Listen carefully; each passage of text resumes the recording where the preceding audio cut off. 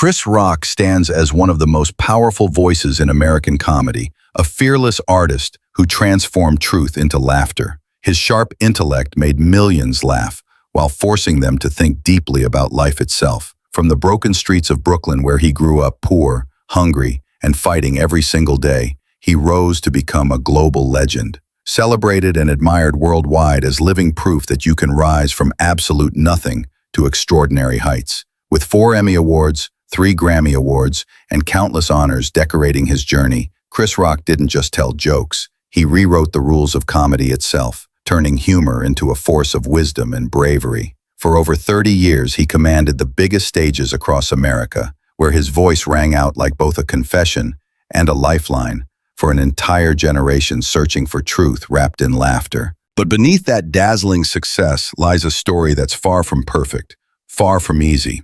A raw battle against personal struggles that tore apart his marriage, against media firestorms that threatened to consume him, and against a loneliness so crushing that even standing ovations couldn't fill the emptiness inside. Before we dive into this journey, if you believe Chris Rock represents one of the rarest and most genuine talents of our lifetime, hit that like button. It's a small tribute to the man who spent decades making the world smile, while quietly carrying pain so heavy that most of us could never imagine it.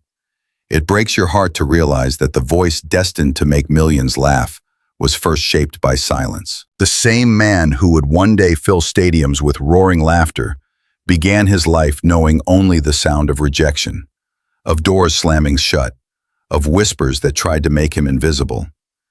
Every moment of silence in those early years chipped away at his spirit.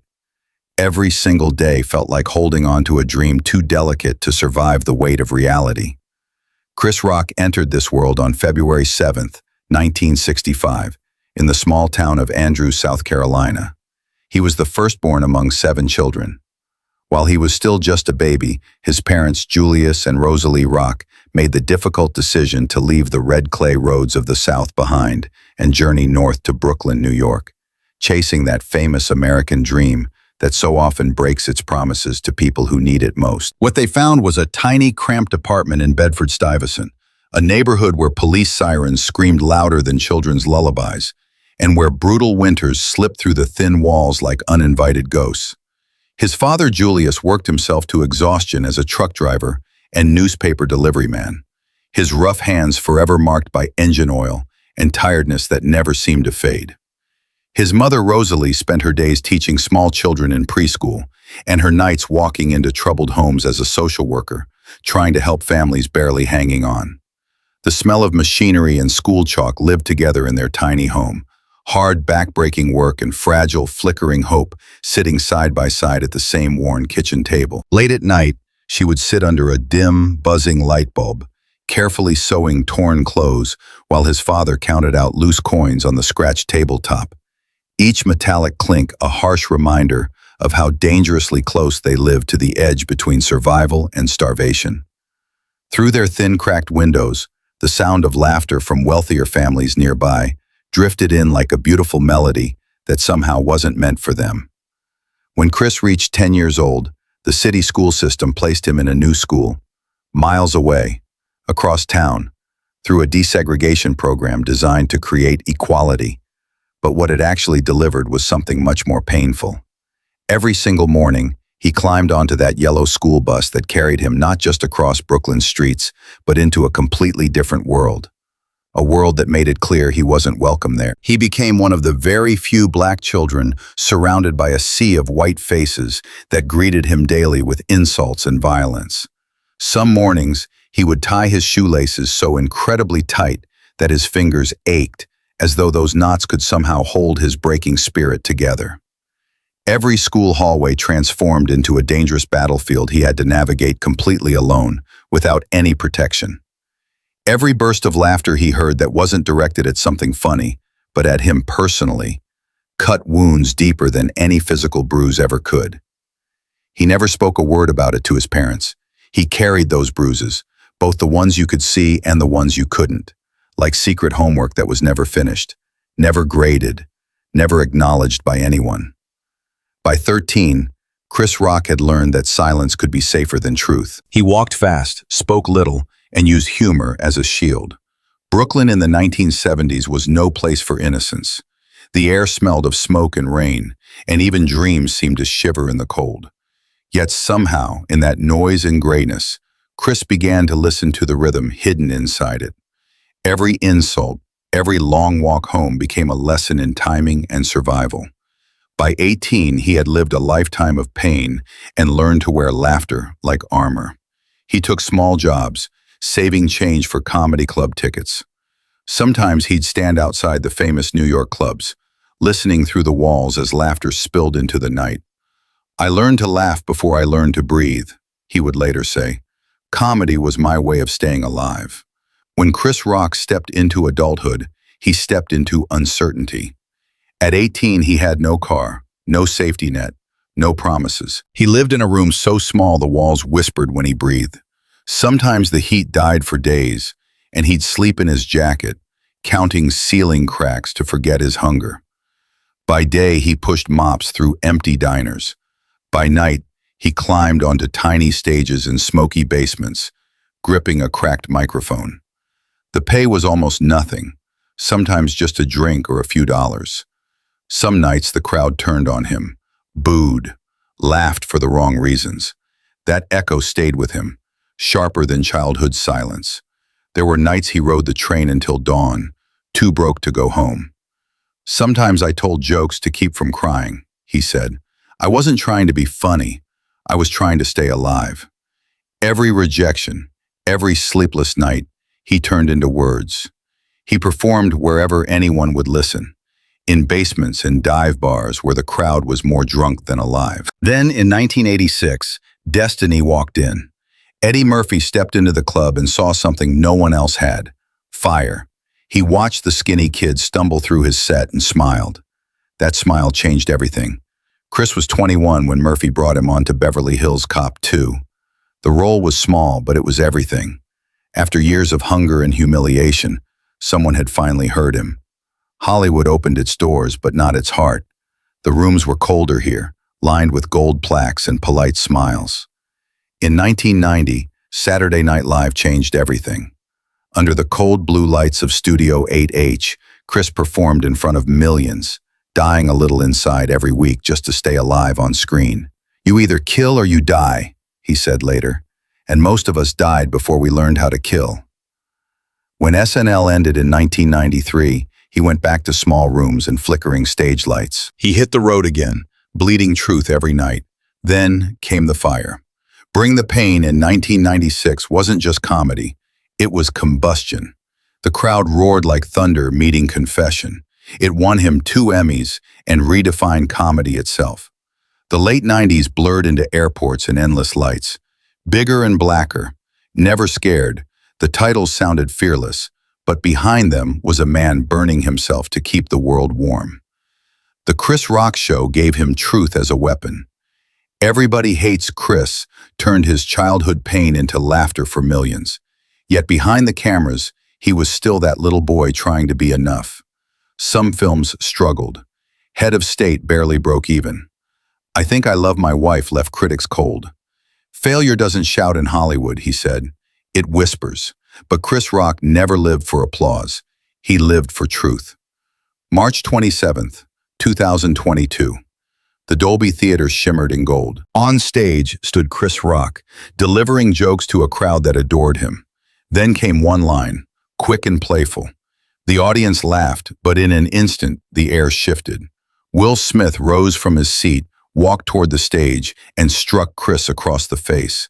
The sound cracked through the air, louder than laughter. Time seemed to stop. Chris stood still, stunned but composed. "Wow," he said softly, his voice heavy with shock. He didn't curse, didn't retaliate. He did what he'd done all his life, held himself together. It wasn't weakness, it was grace. When anger met composure, the man who stood silent became a symbol of dignity under fire. Backstage, he stood alone, his hand brushing his cheek in disbelief. The world erupted with opinions, but Chris said nothing. His calm became the loudest sound in a room full of noise. "You don't fight fire with fire," he later said. "You wait until the smoke clears, then you rebuild." In 2023, he returned with selective outrage. He turned humiliation into humor, pain into laughter. The audience roared not for jokes, but for courage. He had taken control of his story and reclaimed his peace. Two men, one moment, and a silence that changed the world. Long before the applause, there was Julius Rock, Chris's father, who woke before sunrise to deliver newspapers. That's how he said, "I love you," Chris remembered, not with words, but with work. Julius taught his children that if you could stand, you could fight. That's where Chris learned to turn struggle into laughter. In 1988, when Chris was 23, Julius died during what should have been simple surgery. The call came like thunder. Chris raced to the hospital, but it was too late. When my dad died, part of me died too, but the other part got louder. Every stage he stood on afterward was a letter home to the man who never saw the ending of the story he started. Years later, he lost his half-brother Charles to alcoholism, then his comedy brothers Chris Farley in 1997 and Bernie Mac in 2008. "Farley was the funniest man I ever knew," Chris said, "and maybe the saddest." These losses carved understanding into him, that success can't silence sorrow, that sometimes the loudest performers cry the hardest when the crowd goes home. In 1994, Chris met Malak Compton. She wasn't part of the comedy world. She carried a different kind of light, soft and steady. "In a world built on applause," he said, "she was silence, and that silence saved me." They married in 1996, and their house in Alpine, New Jersey, became his refuge. When daughters Lola Simone and Zara Savannah arrived, the laughter doubled. Sundays became sacred. He'd take them to Central Park, no entourage, just a father pushing strollers. For once, invisibility felt like grace. But success has its own gravity. Tours grew longer, nights away more frequent. The same voice that made the world laugh reached his wife like an echo from another room. "Sometimes a marriage doesn't break from shouting," Chris confessed. "It breaks from silence." He admitted to being unfaithful, to letting success convince him he was invincible. "I wasn't a good husband. That's nobody's fault but mine." He entered therapy not to save his fame, but his soul. But by the time he understood what love needed, love had grown tired.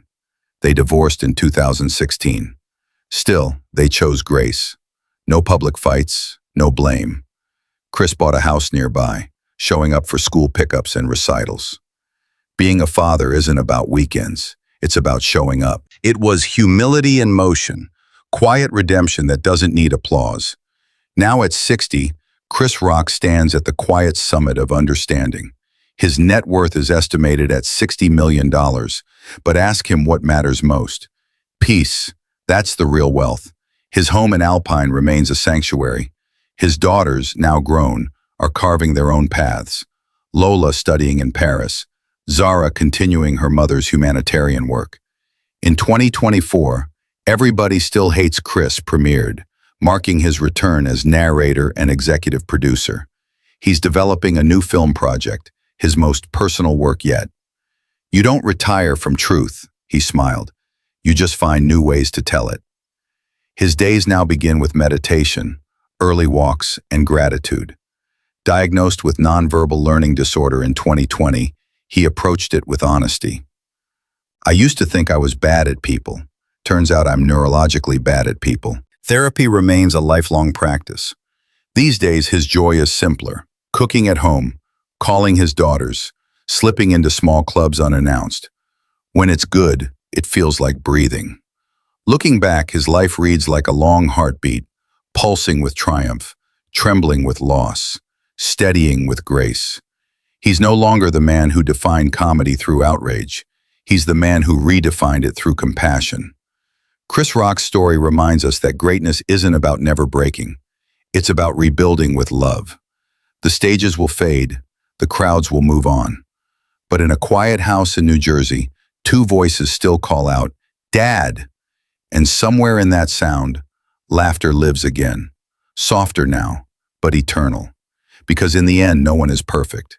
We fall, we fail, we try again. And maybe that's the truest art of living. learning to forgive yourself and others for being human.